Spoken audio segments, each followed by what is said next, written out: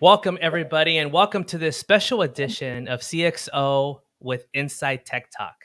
My name is Z Tinoco, a senior diversity, leadership, and organizational specialist at Insight.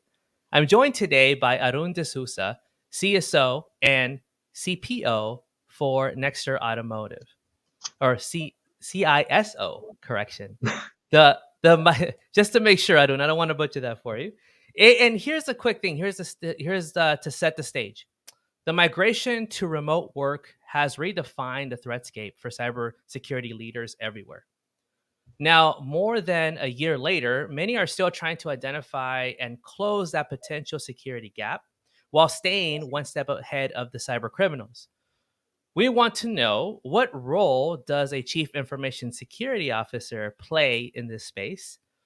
And also at the same time, as the evolving cat and mouse game of threat detection and prevention is. We are sitting with Arun DeSouza, CSO, CISO, and CPO with Nexteer Automotive to find out. Arun, thank you for joining us today, and thank you for spending some time with our teammates. It's absolutely my pleasure, Z, and looking forward to a nice conversation today. Yeah, me too. I think once I get past the title of CISO or CSO, I will be okay. uh, But to set the stage, I think it's important for us to really just, if you don't mind, tell us a little bit about yourself, especially the role that you play today in this world, and then maybe how it's evolved over the years. Absolutely. I'm the Chief Information Security and Privacy Officer at Nexteer Automotive. I've been here 6 years. I pioneered an integrated global InfoSec and privacy program, developed a long-range strategic roadmap linked to business objectives, and built a strong team from the ground up. Interesting factoid is my team is 50% men and 50% women, so quite diverse and brings a lot of synergy and creativity due to that well-rounded balance. We are responsible for delivery of many services, including but not limited to strategic planning, identity and access management, incident management, privacy management, all the way to training and awareness. Now, the CISO role or the CISO role has evolved significantly in this decade, depending on the risk appetite and scale of digital transformation in organizations. The CISO role now spans across some or all of the following personas: technical, business aligned, risk focused, and transformational. When I started my career in 2003, I spent most of my time in persona number one, pure technical CISO. But nowadays, as the role has evolved, next year, I spend my time in personas 2 to 4. So spend time with the business, focus on risk, and quite a bit of time in transformation. So the convergence of security, privacy, and enterprise risk offers potential for CISOs to become chief risk officers of organizations going forward. Thank you. Wow, that's amazing, Arun. Just the evolution of alone. The thing that stood out to me, for example, was the 50% male and female and diversity in your team. Was that always the case when you started with your organization, or is that something that you worked to develop? Because that's something that definitely is interesting. Well, I started alone because I was hired to start the first security program, but I also pioneered the InfoSec and privacy program, and I built the team up over a span of time. And I would like to say I was smart enough to build it like that, but it's purely serendipity and good luck and the ability to find good people, and really quite blessed and fortunate, myself and next year is also to have such a nice team. That is amazing, Arun. And where do you see the role moving in the future now that we're, kind of, still in this 2 year span of the pandemic, and transitioning to a whole, hopefully a new stage in this world. What's the future for a CISO? The CISO is to be, in my words, I guess, like a ship's captain, right? So you're navigating a sea of risk on your ship, and your goal is to determine the strategies to minimize those risks. Like if you're actually on a ship, avoiding the rocks, avoiding the storms, the same thing is to be proactive. And but you can't do that alone. Hence, I think I predicted earlier that the fields of infosec, privacy, and enterprise risk will converge so that you can put more people together in the battle against cyber threats. So something I call the power of federation.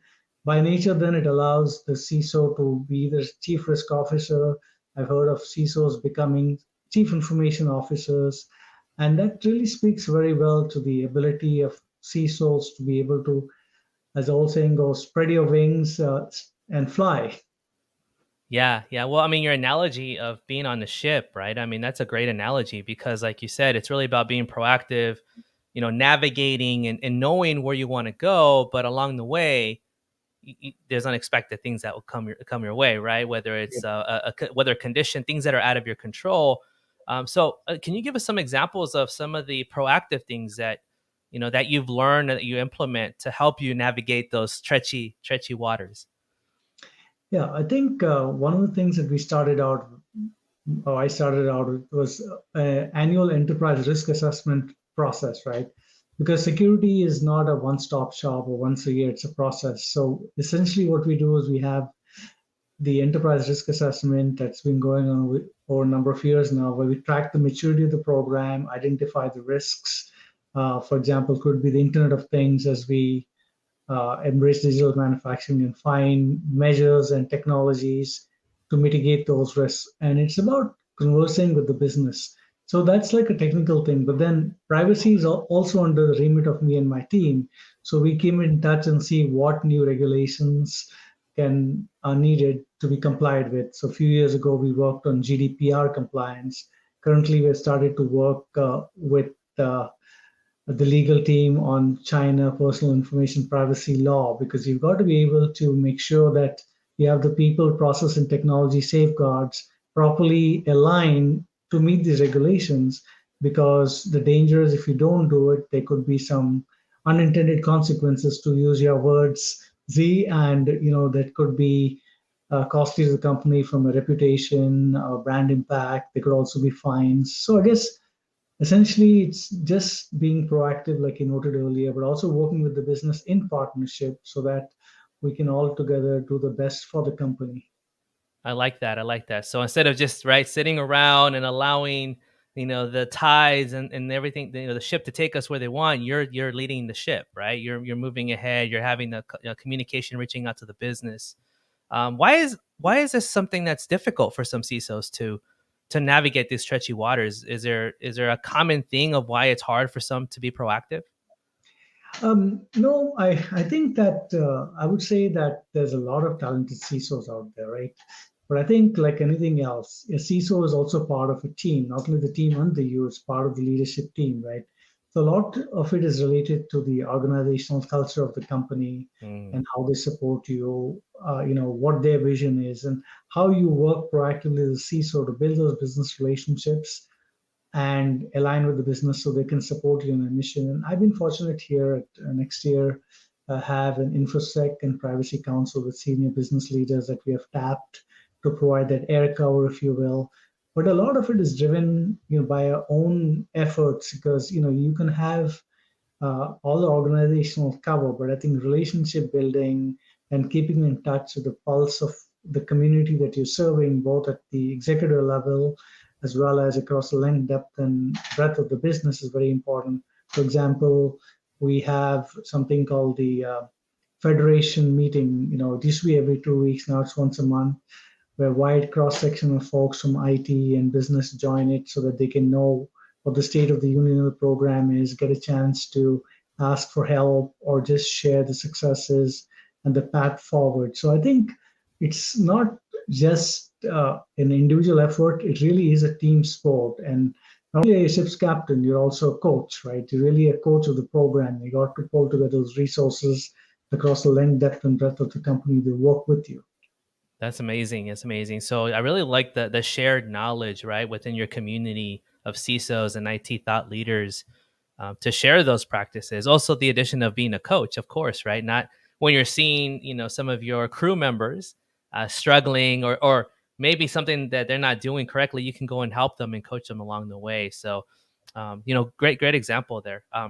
A follow up for that, there are some arguments out there from some IT leaders that are saying that a lot of spending is being wasted on cybersecurity that supports remote work.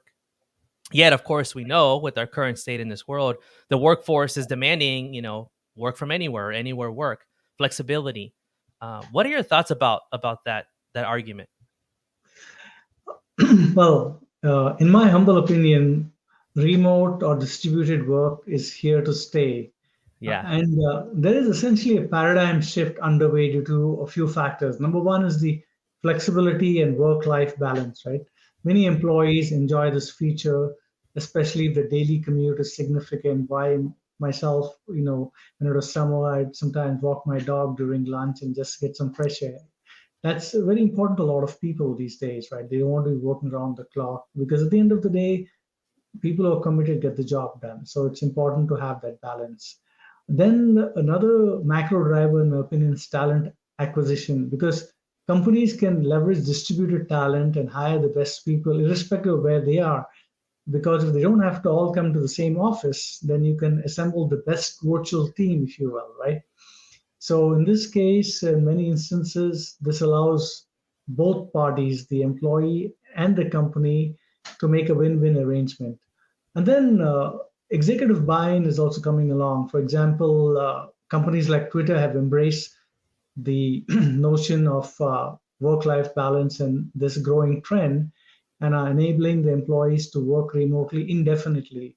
Basically, get the job done, we'll support you, right? So as a CISO, then I believe I and my team we should enable the business. Given these above trends, it's now par for the course, right? Further, if you look at the trifecta of identity, zero trust, and software-defined perimeter, they can power seamless access to anytime, anywhere authorized access to digital application services. So you can work effectively and collaborate from anywhere, Yeah. and that's No, a I powerful thing. I 100% agree with you. I mean, it's not going anywhere, right? Even more, it's just going to become more and more prevalent. I mean, it's already prevalent, but it's here to stay. But I love that you're saying, we're going to go ahead and make sure that we do go back to the proactive, right? Be proactive and make sure that we can anticipate or do the best we can to mitigate. But also, you did mention a few things around communications, and I've seen a couple interviews that you've done and some articles, and I love one thing that you talk about. In order to minimize any threats, you mentioned the word storytelling a few times. Can you tell us how storytelling plays into your role as a CISO, and why you implement that strategy? Because I find it fascinating.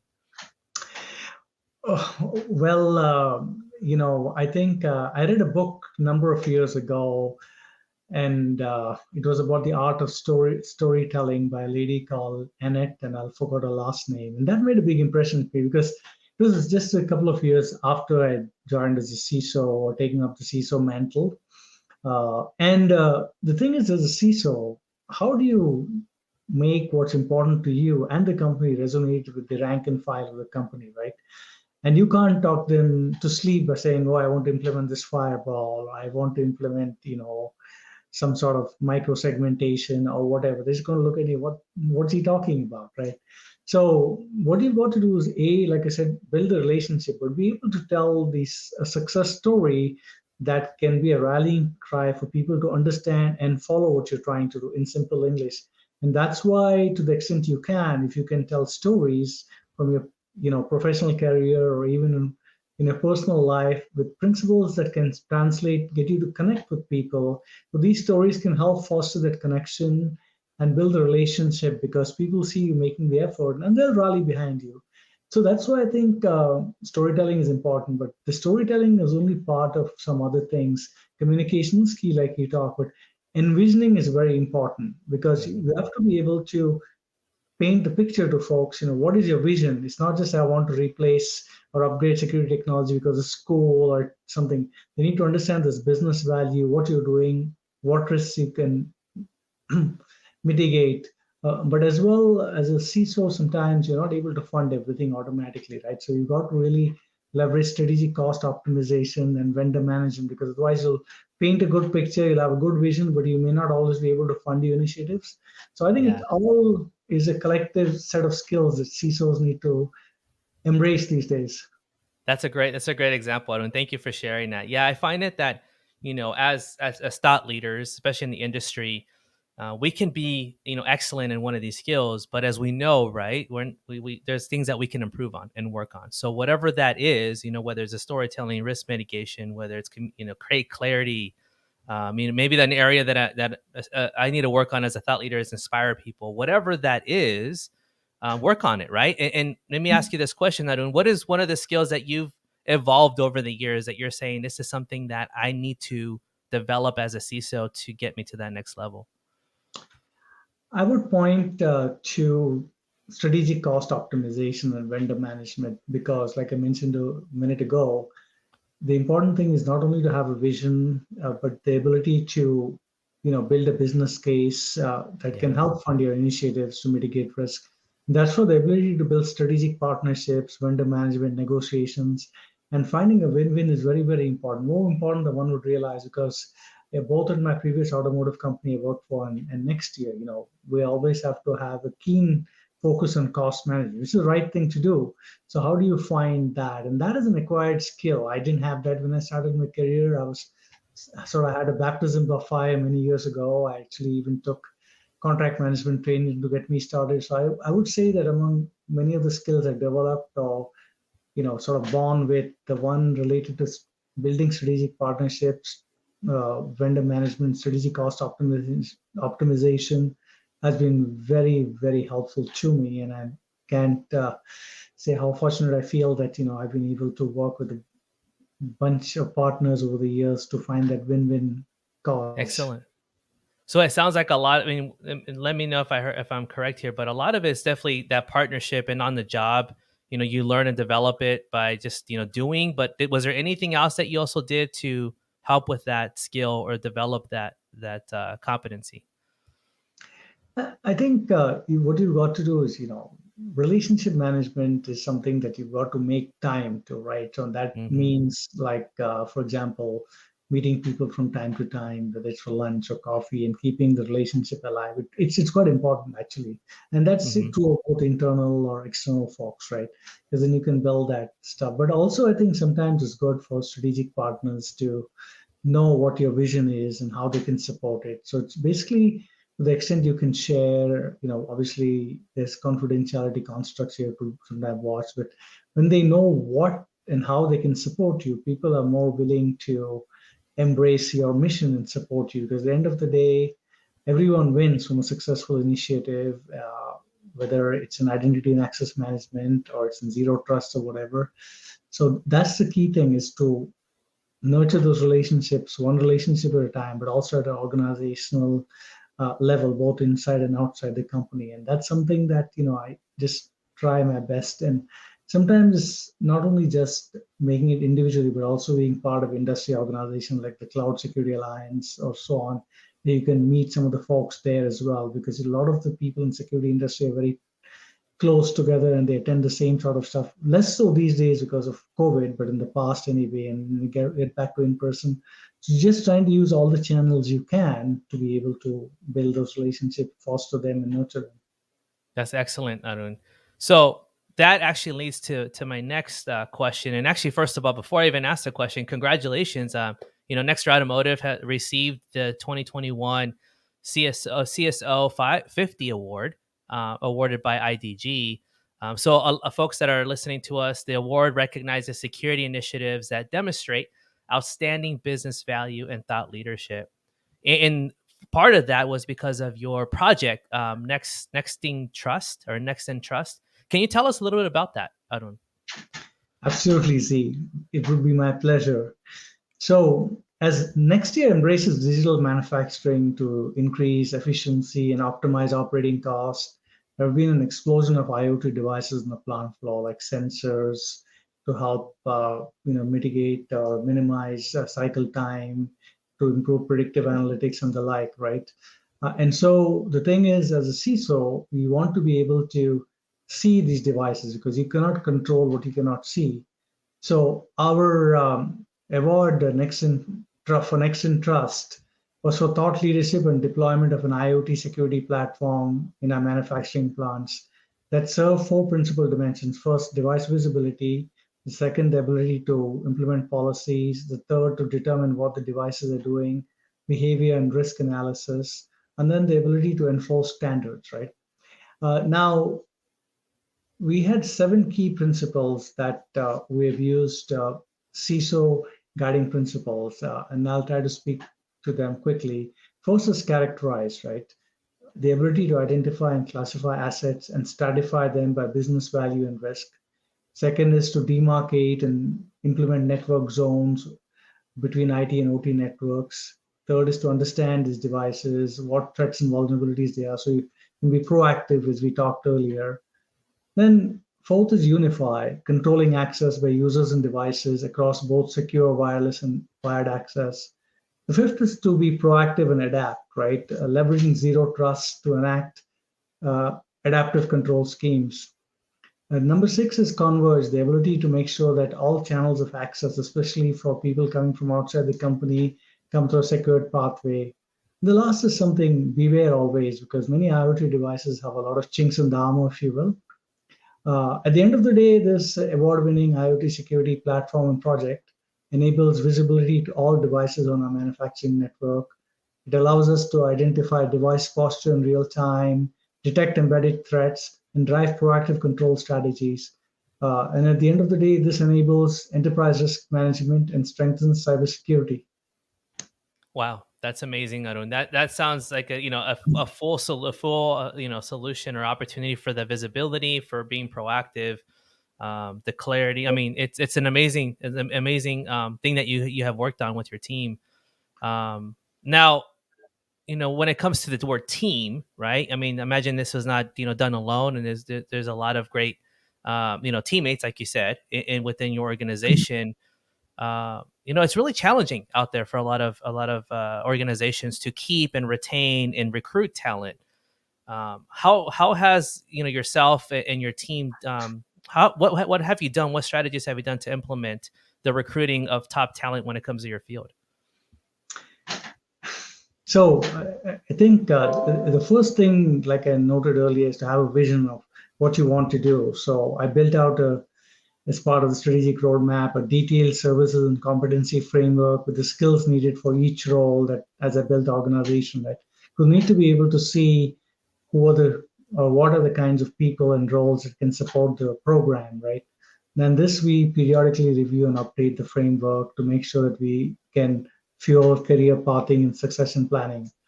But one of the things that I would say is that, not only do we have 50% men, 50% women, we got a great mix between, early career and mid career individuals to also provide that rounded balance. Uh, so along with this team, what we try to do together is to define an appropriate mix of in-house and outsourced services, right? So for example, if it's a core service, we try to keep it in-house. We conduct cross-training across service tiers. We utilize managed services needed. As I mentioned earlier, training and succession plans are huge because you allow people to grow, get them involved in their career path, right? Strategic cost optimization has been very helpful, not only to fund new platforms, but also to self-fund certain key roles to grow the team. Essentially, it's about developing a grassroots talent pipeline by partnership with universities and so on, right? The ability to identify talent early. So I think there's a variety of things you can do, but at the end of the day, also in addition to all these check the box items, but again, it's about relationship management, being a good mentor to the team, knowing that you are always having their back and that they recognize that, because at the end of the day it's about trust, so building trust, maintaining trust, and that's the name of the game. No, I don't. And that's exactly what I was picturing as you walked over your strategy.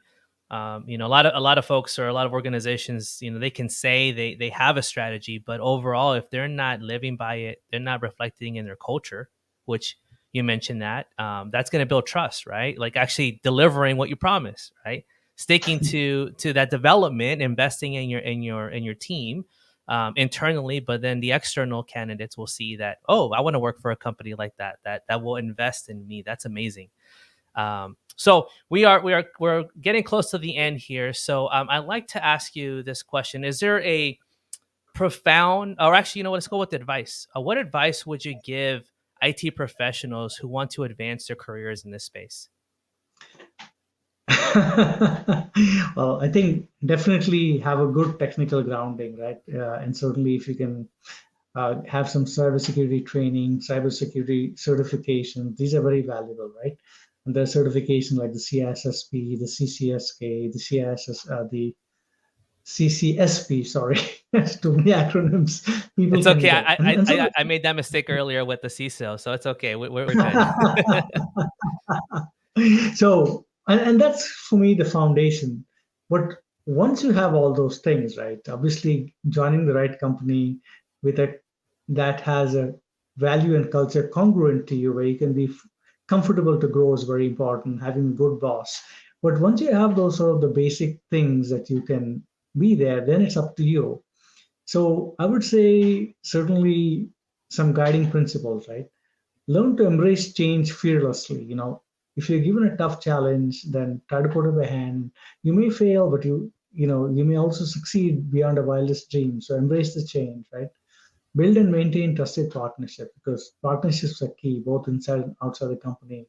Manage priorities effectively. You cannot do 10 things well, right, at the same time. You've got to find two or three based on your bandwidth, the team's resources. It's better to, as you noted earlier, deliver what you promise, even sometimes not willfully doing it, but under promising and over delivering. That's really key Mhm. rather than the opposite.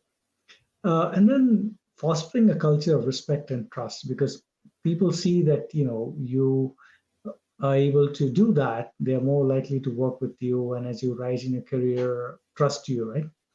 Leveraging communication and relationship management. I know I spoke about it a couple of times, but that's really huge. That's really the secret sauce, if you will.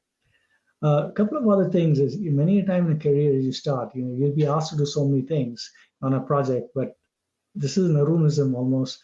Learn to differentiate requirements from desirements in project. Because if you let desirements drive the project, it'll be always over budget and you will never finish it on time. So priority management is key. And this is true of all situations. Manage stakeholder expectations. And then some ingredients that are key to success are collaboration and communication, envisioning and storytelling. We talked about that earlier. Mhm. Program management, negotiation and vendor management, and strategic cost optimization. So a lot of things that folks coming newly to the field can, have as a lodestone to grow the skill set, to not just to be a CISO, but to be effective as you grow your career. Yeah, yeah. So really, I mean, what you just mentioned is, what I always tell individuals whenever they're trying to go into a career or figuring out, what they want to pursue. For me, I always say, be a long time learner. Be a full time Mhm. learner, right? Because everything you just mentioned is that we're never going to stop learning, right? Whether we got the technical skills and the certifications needed to get our foot in the door, but we need to continue to learn how to build relationships, like you talked about, how to build that trust, how to work through treacherous waters and be proactive. And I mean, the list goes on. I imagine, Arun, you're still a full-time learner yourself, right? It never does stop, right? Because the day you think you know everything, that's probably the time to retire. Yeah. Oh my gosh. Well, Arun, I know you're coming to the end here, so I want to thank you so much for your time. Thank you for your insight today, and I really appreciate it. So, for the rest of us, if you want to know more details, we invite you to visit our Tech Journal or TED Talk Journal and read the CXO Corner article. Until next time, thank you, Arun. Thank you, Z. It's been a great pleasure, and thanks to Insight as well. Cheers. Bye.